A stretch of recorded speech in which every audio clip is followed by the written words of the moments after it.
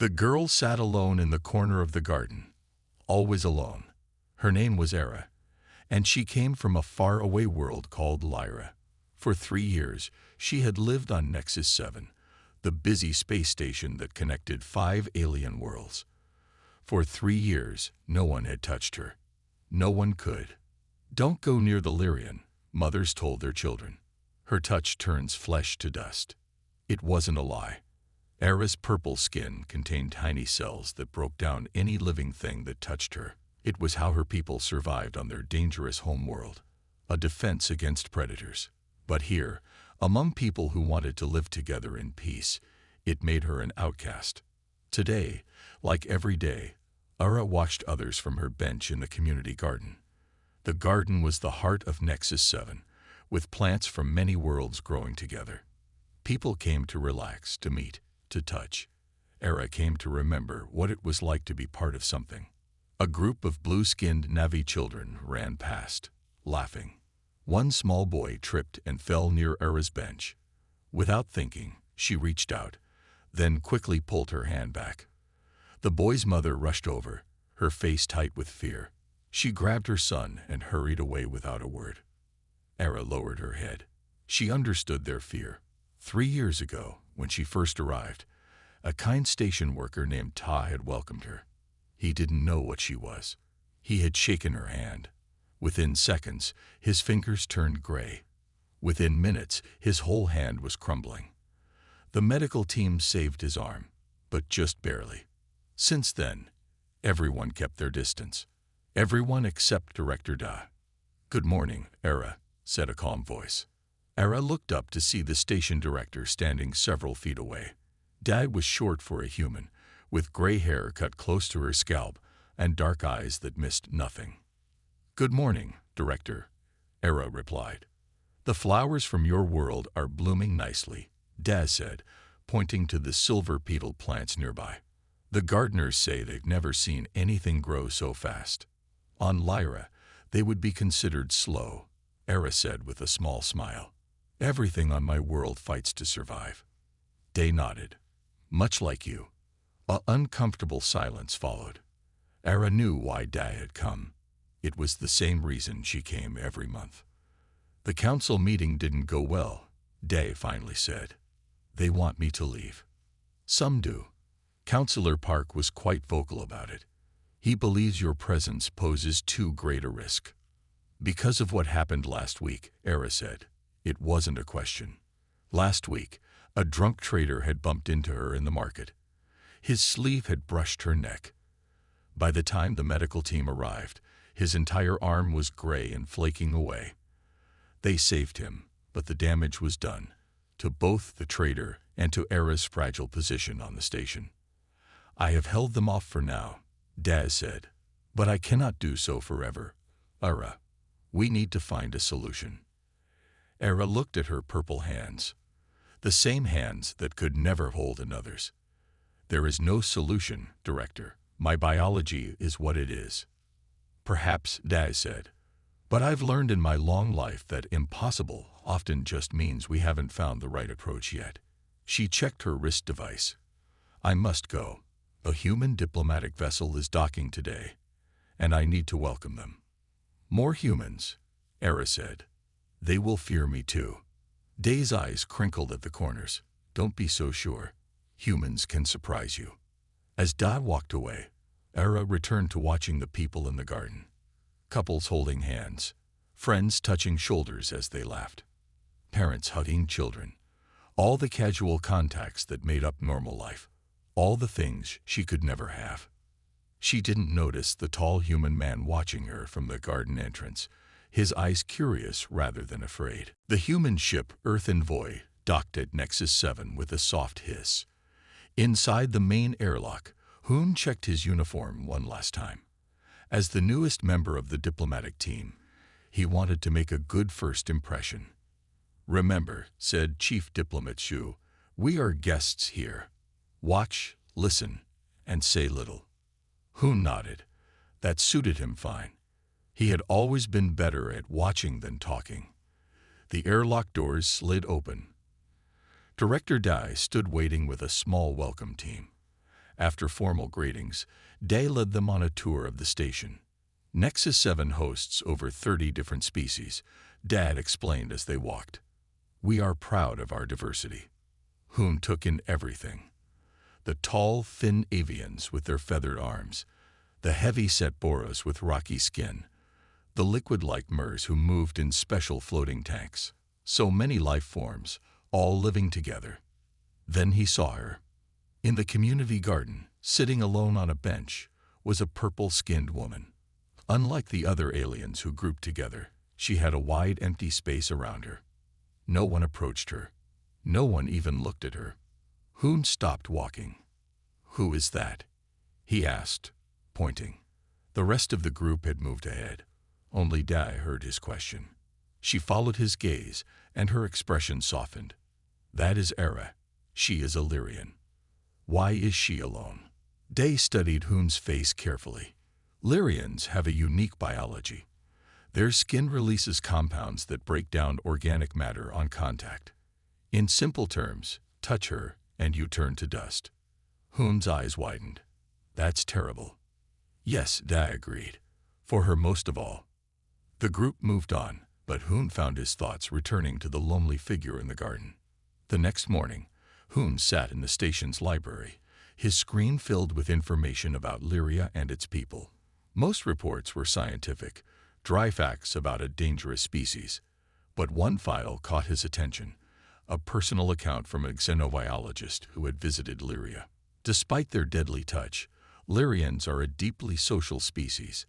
They have developed elaborate non-contact greetings and expressions. Their art and music focus intensely on connection, perhaps because physical touch is so dangerous for them. Hoon read for hours. He learned how Lyrians used special suits to touch their own kind, how they raised children in protective gear, how they longed for contact even knowing it was impossible. His research was interrupted by Sue. "There you are. You missed the trade meeting." "I'm sorry," Hoon said, quickly closing the files. "I was researching station species." Sue frowned. "That's not your job. Your job is to follow me and learn diplomacy." "I understand." "Good. Now, Director Dai has invited us to dinner. Don't be late." After Sue left, Hoon returned to his research. Something wasn't adding up. If Lyrians were so social, why was Era always alone? Surely there were ways she could safely interact with others. He needed to know more. For 3 days, Hoon observed Era from a distance. Each day, she sat in the same spot in the garden. Each day, people avoided her. Each day, her shoulders seemed to slump a little more. On the 4th day, Hoon entered the garden and took a different path, one that led directly to Era's bench. Era noticed him coming and stiffened. Her eyes darted around, looking for an escape route, but Hoon stopped several feet away, a safe distance. "Hello," he said. "My name is Hoon. I'm from Earth." Era stared at him. No one started conversations with her. "You should not be near me," she said in careful standard language. "It's not safe." "I know about your touch," Hoon said. "I'll stay back. But I thought you might like to talk." Confusion crossed Era's purple face. "Talk? About what?" Hoon smiled. "About Lyria. About Earth. About anything you want." For the first time in years, someone was looking at Era without fear. Instead, his eyes showed something she had almost forgotten existed. Curiosity. The garden was quiet in the early station morning. Era sat on her bench, watching the artificial sun rise over the plant beds. She didn't expect anyone to come by so early. That's why she jumped when a voice spoke behind her. "Good morning." It was the human from yesterday. Hoon. He carried 2 cups with lids and wore a simple blue uniform. "You came back," Era said. She couldn't hide her surprise. "I said I would." Hoon set 1 cup on the far end of her bench, then stepped back. "It's tea. From my world. The cup has a lid so it's safe." Era looked at the cup, then at Hoon. "Thank you," she said carefully. She picked up the cup. It was warm in her hands. Hoon sat on a bench 6 feet away, close enough to talk, Far enough to be safe. Did you sleep well? Such a normal question. Ara couldn't remember the last time someone had asked her something so ordinary. Yes, she lied. In truth, she had stayed awake thinking about this strange human and why he had sought her out. They sipped their tea in silence for a moment. Above them, the station's day cycle brought more light into the garden dome. "Why are you doing this?" Era finally asked. Hoon looked at her with calm eyes. "Doing what?" "Talking to me. Bringing me tea. Nobody does that." "I'm curious about you," Hoon said simply, "and about Lyria. I've never met anyone from your world before." "Most people are happy to keep it that way," Era said bitterly. "Most people are afraid of what they don't understand." "They should be afraid of me," Era said. She set down her cup. "My touch kills." "That's not just a story." Hoon nodded. "I know. But there's more to you than your touch, isn't there?" The question caught Era off guard. Was there more to her? After 3 years of being defined by what she could never do, touch, hold, connect, she wasn't sure anymore. "On Lyria," Hoon continued, "how do your people greet each other?" Era blinked. "We bow, like this." She demonstrated the specific motion, hands crossed at the wrists, then extended outward. "It means, I see you beyond barriers." Hoon tried to copy the gesture. He got it mostly right, but his right hand was turned wrong. "No," Era said, leaning forward without thinking. "Like this." She stopped herself, pulling back sharply. For a second, she had forgotten. For a second, she had almost reached out to correct his hands. The old fear rushed back. "I'm sorry," she whispered. "Don't be," Hoon said. He tried again, getting it right this time. "Better." Era nodded, her heart's beating fast. "Where did you learn about Lyrian customs?" "The station library. It said Lyrians value connection, despite your limitation." "It's not a limitation on Lyria. It's protection. Our world has many predators. But here," she gestured around the peaceful garden, "here it's just a curse." As they talked, the garden began to fill with other station residents starting their day. Many stared at the unusual sight. A human sitting near the dangerous Lyrian. "Your leader won't like you talking to me," Era warned. "Sue doesn't control who I speak with during my free time," Hoon replied. But he checked his watch. "Though I should get to my morning meeting soon." Just then, a small Boros child ran through the garden, chasing a floating toy. The child wasn't looking where it was going. It ran straight toward Era's bench. "Stop!" Era shouted, jumping up. But it was too late. The child bumped into Era's leg. There was a moment of terrible silence. Then the child screamed. Gray dust spread up the child's arm where it had touched Ara. The child's rocky skin began to crumble. People rushed forward. Someone called for medical help. In the chaos, Era backed away, horror on her face. "I'm sorry," she whispered. "I'm so sorry." Before Hoon could say anything, Era turned and ran from the garden. Hoon couldn't find Era for 2 days after the accident. The Boros child was safe. The medical team had stopped the spread of the decay quickly. But Era had disappeared. "She's hiding in her quarters," Director Day told him when he asked. "She won't come out or speak to anyone." "Can I see her?" Hoon asked. Day shook her head. "She has locked her door. Even I cannot enter." Hoon frowned. He needed help, someone who understood alien biology. That evening, he knocked on the door of the human science officer. "Come in," called the voice. June was the expedition's xenobiologist. His small lab was filled with samples and screens. He looked up from his work, surprised. "Diplomat Hoon, what brings you here?" "I need your help with a Lyrian problem," Hoon said. June's eyes widened. "Ah, the girl who turns others to dust. Everyone's talking about what happened in the garden." "Her name is Era," Hoon said firmly. "And she doesn't turn others to dust on purpose." "Of course not," June agreed. "It's a defense mechanism." "Fascinating, really." He turned to a screen. Lyrians evolved on a world with many predators. Their skin produces special enzymes that break down organic matter on contact. I know all that, Hoon said impatiently. What I want to know is, could a human touch her safely? June stared at him. Are you crazy? You want to touch her? I'm asking if it's possible. June shook his head. No, nothing can touch a Lyrian without. He stopped suddenly, his eyes going to a data screen. Wait, what is it?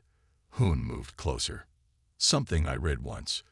June's fingers flew over the screen, pulling up files. Yes, here it is. Early human exploration, before the Galactic Alliance formed. The screen showed an old report about human ships visiting star systems near Lyria. Humans explored the Lyrian sector 200 years ago, Jun said excitedly. There was a solar flare during the mission. The crew was exposed to radiation from Lyria's sun. What does that mean? Hoon asked. Lyria's sun gives off unique radiation. It changed those early humans on a cellular level. June pulled up more data. The changes became part of human DNA. We call it the starburst adaptation. Hope rose in Hoon's chest, so humans might be immune to Lyrian touch. In theory, June said cautiously. The radiation changed how our cells respond to certain enzymes, but no one has ever tested it with actual Lyrian contact. Because no one has tried, Hoon said. June grabbed Hoon's arm. You cannot try this. It's too dangerous. If I'm wrong, your flesh will turn to dust in minutes. And if you're right, then you would be the only species in the galaxy who could touch a Lyrian safely. June shook his head. But the risk is too great. We need tests, controlled experiments. We need to help Era, Hoon interrupted. She lives her life completely alone because of fear. With good reason. Did you see what happened to that child? I saw, Hoon said quietly. I also saw Era's face afterward. The pain she feels every time this happens. June studied him. You care about her. I do, Hoon admitted. No one should live like that. After a long pause, June sighed. I can run some preliminary tests, cell samples. If, and I mean if, the results look promising, we can consider next steps. Hoon nodded. Thank you. As he left the lab, Hoon's mind raced. If June's theory was right, it would change everything for Era. But first, he needed to find her. The next morning, Hoon went to the garden with 2 cups of tea. He placed one on Era's bench, then sat down to wait. Hours passed. He was about to give up when a shadow fell across him. Why are you here? Era asked. Her voice was hollow. Hoon looked up. I wanted to see if you were okay. I almost killed that child. But you didn't. The medical team helped in time. Era sat down on her bench, as far from Hoon as possible. This time. Next time might be different. Era, Hoon said gently, I may have found something important. About your touch. Her eyes met his, and for the first time, he saw a tiny spark of hope in them. You think humans might touch me safely? Era asked. Her voice trembled. They sat in a quiet corner of the station's library. It was late, and they were alone among the data screens and bookshelves. It's possible, Hoon said. June is running tests now. How long until you know? A few more days. Era looked down at her purple hands. Hands that had never held another's without causing pain. And if it works, if you can touch me, then you won't be alone anymore, Hoon said simply. Silence fell between them. Not the awkward silence of strangers, but the comfortable quiet of friends. Tell me about Lyria, Hoon said after a while. Not the science. Tell me about your home. Era's eyes grew distant. Lyria has 3 moons. At night, they light up the sky in different colors. Blue, green, and gold. The forests where I grew up have trees that reach higher than this station. It sounds beautiful. It was. Sadness crossed her face. I left when I was very young. Why? Era was quiet for so long that Hoon thought she wouldn't answer. Then she spoke in a low voice. When I was a child, I lived with my family unit in the forest region. We wore special suits when we needed to touch each other. It was normal for us. She paused. One day, there was a storm. A tree fell on our home. My sister was trapped. Her suit was torn. I tried to help her. Era's voice broke. I didn't know my touch would hurt her. I was too young to understand. I grabbed her hand to pull her free, and she started turning to dust, right in front of me. I'm so sorry, Hoon whispered. My parents said it wasn't my fault. But after that, I couldn't stay. I left Lyria when I was old enough. I've been alone ever since. Hoon wanted more than anything to reach out and comfort her, but he couldn't. Not yet. You carry too much guilt for an accident, he said. And you carry too much hope for something that might not work, she replied. Their eyes met across the space between them, a space that suddenly felt both vast and small. Era, Hoon said softly, even if the tests fail, you're not alone anymore. As days passed, Hoon and Era spent more time together. They walked through the station's less crowded areas. They shared meals, sitting at separate tables. They talked about their worlds, their customs, their lives. Era began to smile more, even laugh sometimes. Each day, the weight she carried seemed a little lighter. Meanwhile, trouble was brewing on the station. After the incident with the Boros child, some residents had started a petition to remove Era from Nexus 7. It's not safe, said Councillor Park at a public meeting. She is a walking weapon. She is a refugee, Director Day countered. We do not turn away those in need, even when they endanger our children. The argument spread through the station. Some took Era's side, but many more supported Park. Fear was a powerful force. Hoon was called to Chief Diplomat Sue's office. You've been seen with the Lyrian, Sue said, her face stern. This is creating problems. Our mission here is trade, not alien relations. With respect, Hoon replied, helping Era is the right thing to do. Your job is to follow orders, not decide what's right. Sue sighed. The Earth Envoy leaves in 2 weeks. I expect you to be on it, without the Lyrian. That evening, Hoon met Era in the garden. She could tell something was wrong. What happened? She asked. Nothing important, he lied. June says the cell tests look promising. He thinks the theory might be correct. Era's eyes widened. So what now? Before Hoon could answer, alarms blared throughout the station. Red emergency lights flashed. Warning, came an automated voice. Life support failure in Section 12. All residents evacuate immediately. Era stood up. That's my section. My quarters. Come on, Hoon said. We need to get you somewhere safe. As they hurried through the panicking crowd, Hoon made a decision. If he had to leave in 2 weeks, he wasn't leaving without answers. Red lights flashed as Hoon and Era pushed through crowds of panicked station residents. Everyone was running away from Section 12. They were the only ones moving toward it. We should go to the safe zone, Era said, watching families rushing past them. Your things, Hoon started, are not worth dying for, she finished. But he could see the worry in her eyes. Everything she owned was in her quarters. An announcement blared overhead. Life support failing in Section 12. Oxygen levels dropping. All residents evacuate immediately. They reached a sealed door marked Section 12. A warning light glowed above it. It's locked, Era said, pressing her hand to the panel. Nothing happened. Hoon pulled out his diplomat's access card. Let me try. The door slid open with a hiss.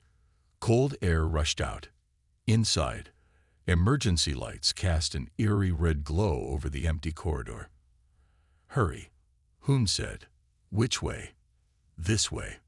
Era led him down the hall. Warning, oxygen levels critical, said the automated voice. 5 minutes to complete system failure. They reached Era's quarters. The door was jammed. Hoon forced it open. Inside, the room was simple. A bed, a desk, a small shelf with a few items. Era quickly grabbed a bag and began filling it. "Take only what you need," Hoon said, checking his watch. "We have 3 minutes." Era took a small wooden box from under her bed. Her hands trembled as she opened it. Inside was a torn piece of fabric. "My sister's," she explained, touching it gently. "All I have left of her." The lights flickered. A loud bang echoed from somewhere in the section. "We need to go," Hoon urged. As they turned to leave, part of the ceiling collapsed, blocking the doorway. Metal groaned.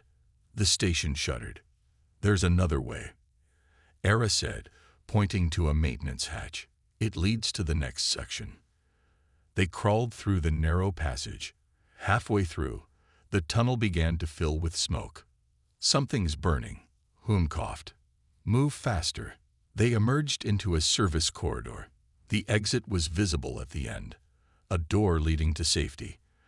But as they ran toward it, a second explosion rocked the station. Era stumbled and fell. "Are you hurt?" Hoon asked, kneeling beside her. "My leg," she gasped. A piece of metal had cut through her suit, into her thigh. Purple blood oozed from the wound. Hoon looked at the injury, then at the exit, then back at Ara. "Can you walk?" She tried to stand but collapsed. "You should go," she said. "Get help." "I'm not leaving you," Hoon said firmly. "There's no time to argue." Era's voice rose. "If you stay, we both die when the air runs out. Then I'll carry you." Era's eyes widened in fear. "No, you can't touch me. You'll turn to dust, just like everyone else." "Maybe," Hoon said. He looked at his hands. "Or maybe not." "What are you talking about?" "June's tests. They show that humans might be immune to your touch." He took a deep breath. "The radiation from early space exploration changed our cells. Might be immune. You don't know for sure." Hoon shook his head. "No. There's only one way to find out." The station creaked around them. Warning lights flashed more urgently. "1 minute to complete system failure," announced the automated voice. "This is crazy," Era whispered. "You could die. Or I could save you." Hoon slowly removed his glove. His bare hand hovered in the air between them. "It's my choice." "Ara." Time seemed to stop. Hera looked at Hoon's outstretched hand. Then she looked into his eyes. What she saw there gave her courage. "If this doesn't work," she said, her voice shaking, "I want you to know that meeting you was worth everything." Hoon smiled. "It's going to work." Slowly, deliberately, he reached toward her. Era held her breath. Their fingers were inches apart when another explosion shook the station. The lights went out, plunging them into darkness. 30 seconds to complete system failure," said the automated voice in the black void. In the darkness, Era felt Hoon's presence more than she saw him. The air was growing thin. Each breath came harder than the last. "We're out of time," Hoon's voice came from the blackness. "Era, give me your hand." "I'm scared," she whispered. "I know. Me too." Era reached out, her purple hand trembling in the dim emergency lights. Hoon's fingers found hers in the darkness. Time stopped. For 3 years, Era had lived without touch. For 3 years, she had watched everyone flinch away from her. For 3 years, she had carried the memory of her sister turning to dust. Now Hoon's skin pressed against hers. 1 second passed. 2, 3. Nothing happened. "Hoon." Era's voice shook. "I'm here," he answered, his fingers tightening around hers. "I'm still here." In the faint red glow, she could see his hand. Whole, unchanged, warm against her purple skin. No dust. No decay. Nothing but the simple miracle of touch. Tears streamed down Era's face. "How is this possible?" "Questions later," Hoon said, though his voice too was thick with emotion. "Now we need to move." He wrapped his arms around her and lifted her from the floor. The sensation of being held was so overwhelming that Era could barely breathe. Or maybe that was just the failing air supply. "Hold tight," Hoon said. He carried her through the dark corridor, moving as fast as he could. Behind them, something exploded. The floor shook. "Complete system failure," the automated voice announced. "Sealing Section 12. They reached the exit door just as it began to close. Hoon dove through the narrowing gap. Era clutched tightly in his arms. They tumbled into the next section as the door sealed with a final hiss. Clean air rushed into Era's lungs. They lay on the floor, gasping. "You did it," she said, staring at Hoon with wonder. "You touched me and didn't turn to dust."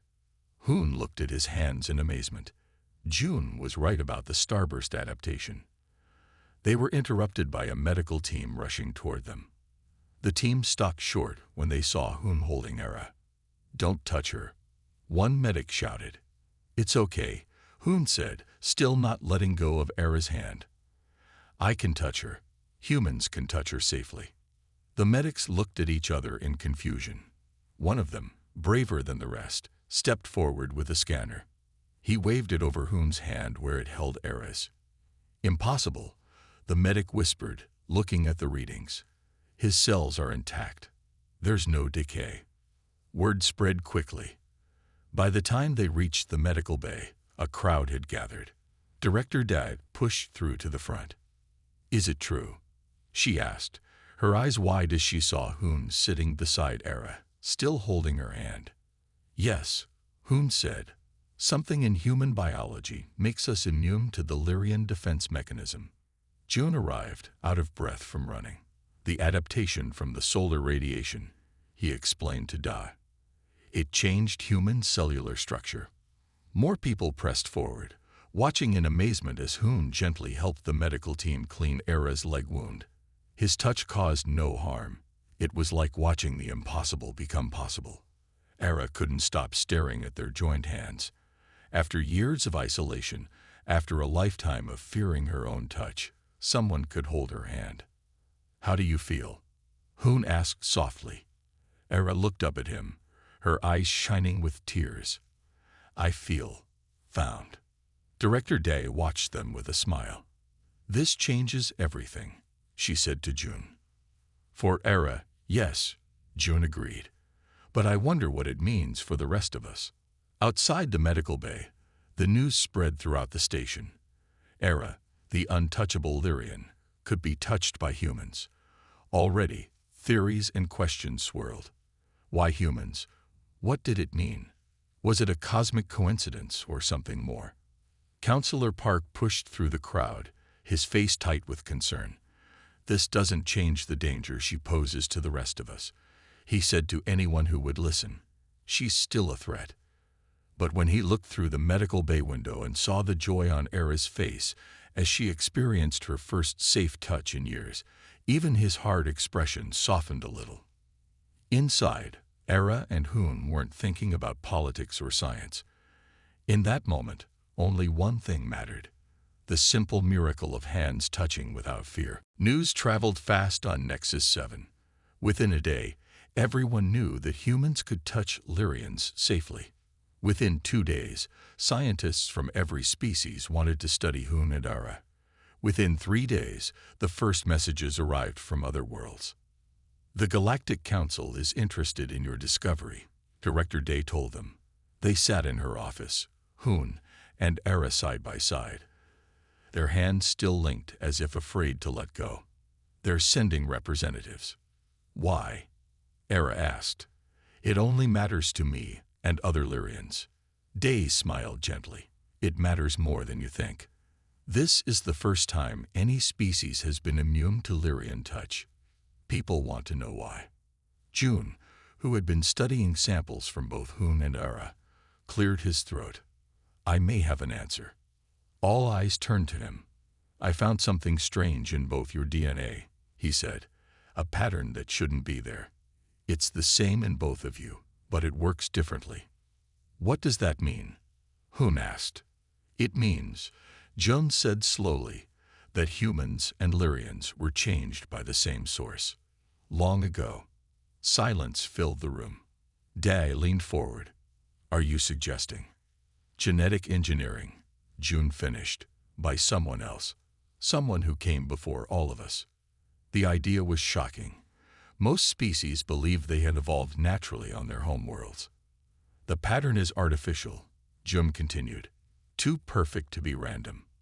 In Lyrians, it created the defense mechanism.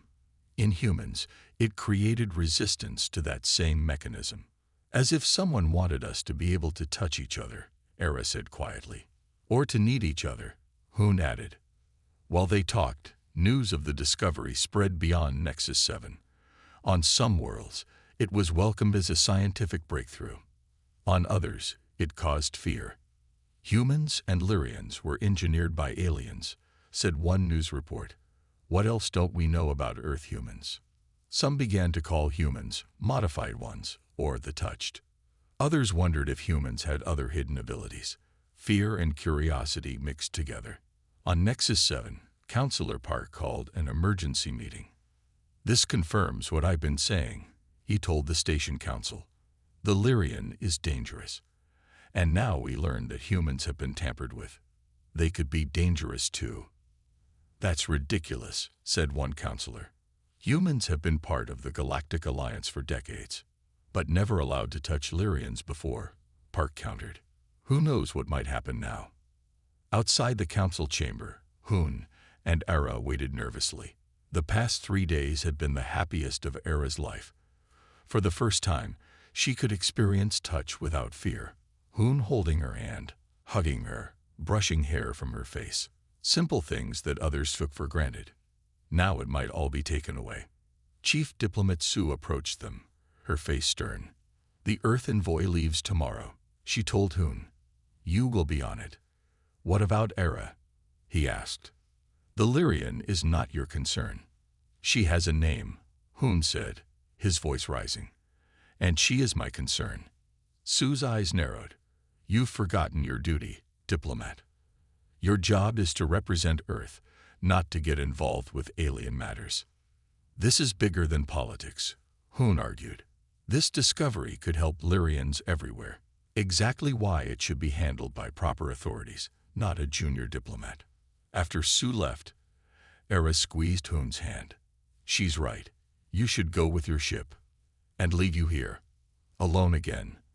I won't be alone, Era said. Now that we know humans can touch me safely, others will come. But Hoon shook his head. They don't want to help you. They want to study you. There's a difference. The council doors opened. Director Day emerged, looking tired. What did they decide? Hoon asked. They want Era to go to the Galactic Science Academy for further study, Daz said. And they want you, Hoon, to return to Earth. To separate us, Hoon said bitterly. Day nodded. I'm sorry. I tried to change their minds. Era and Hoon looked at each other. After finding each other against all odds, after discovering they were somehow meant to connect, they would be pulled apart again, unless they found another way. Night fell over Nexus 7. Most of the station slept, but in Director Day's office, lights still burned. Day sat at her desk, facing Hoon and Era. You're sure about this? She asked them. Yes, they answered together. Day sighed. The Council won't be happy. Neither will Earth or the Galactic Academy. We understand, Hoon said. After leaving the Council meeting, Hoon and Era had made their decision. They would not be separated. They would not become test subjects. There was too much at stake, not just for them, but for all Lyrians. The research ship leaves at dawn, Day said, sliding a data card across the desk. This will give you access. I've also transferred some credits to help you start over. Why are you helping us? Era asked. Day smiled sadly. I've been station director for 30 years. I've seen how fear drives people to make bad choices. What you two have discovered is too important to be buried in politics. Thank you, Hoon said, taking the card. Where will you go? Day asked. Hoon and Era exchanged glances. Better if you don't know, Hoon answered. Day nodded. Just be careful. and stay in touch when it's safe. As they left her office, Dad called after them. One more thing. She handed Era a small package. Open it later. Dawn was breaking over the station when Hoon and Era reached the docking bay. The research ship Horizon waited, its engines warming up. Most of the crew was already aboard. Ready? Hoon asked, squeezing Era's hand. Ready, she replied. They walked toward the ship, trying to look like they belonged there. No one stopped them. Da had cleared their access codes. Once aboard, they found their small cabin and locked the door. We did it, Era whispered. Hoon sat on the bed. For now. When we reach the first port, we'll need to transfer to another ship. Era took out the package Da had given her. Inside was a data stick and a note. For when you're ready to share your story. The ship rumbled beneath them. Through the small window, they watched Nexus 7 grow smaller as they pulled away. Do you think we'll ever go back? Era asked. Someday, Hoon said, when people are ready to understand. 6 months later, on a small human colony world called New Terra, a medical center opened its doors. It wasn't large or fancy, but it was special in one important way. It welcomed Lyrians. Inside, Hoon and Era worked side by side. Using June's research and her own experiences, they had developed ways for Lyrians to live more safely among other species. Special suits, new medicines, and most importantly, human touch. Word spread quietly through the galaxy. Lyrians who had lived in isolation began to arrive at the center. For the first time, they found a place where they weren't feared. Another family arriving tomorrow, Hoon said, checking their schedule. Era nodded, watching a young Lyrian child playing with a human nurse. The child wore a thin protective suit, but her face was uncovered, smiling. When I was her age, I never thought this would be possible, Era said. Back on Nexus 7, things were changing too. Director Da had shared June's research about the ancient genetic engineering. Scientists across the galaxy were studying it, learning how humans and Lyrians had been connected long ago. Some still feared what this meant. Others saw it as proof that different species were meant to help each other. A message from Da, Hoon said, checking their secure communication channel. The Galactic Council is reconsidering the isolation policies for Lyrians. Our work is making a difference. Era smiled. And we're just getting started. That evening, they stood on the porch of their small home, watching New Terra's twin moons rise. Hoon's arm was around Era's shoulders. Her head rested against his chest. Are you happy? He asked. Era thought about her journey, from the lonely girl no one could touch, to the woman who had helped change how an entire species lived. Yes, she said. For the first time, I truly belong somewhere. Behind them, on a shelf in their home, sat the small wooden box containing her sister's memento. Next to it stood a new photo, Era and Hoon, surrounded by Lyrian and human children at the center. The past would always be part of her, but now so was the future. It's strange, she said, looking up at the stars. For so long, I thought my touch only brought death. I never imagined it could lead to new life for so many. Hoon kissed her forehead gently. Sometimes the things that seem to keep us apart are actually bringing us together. We just have to be brave enough to reach out.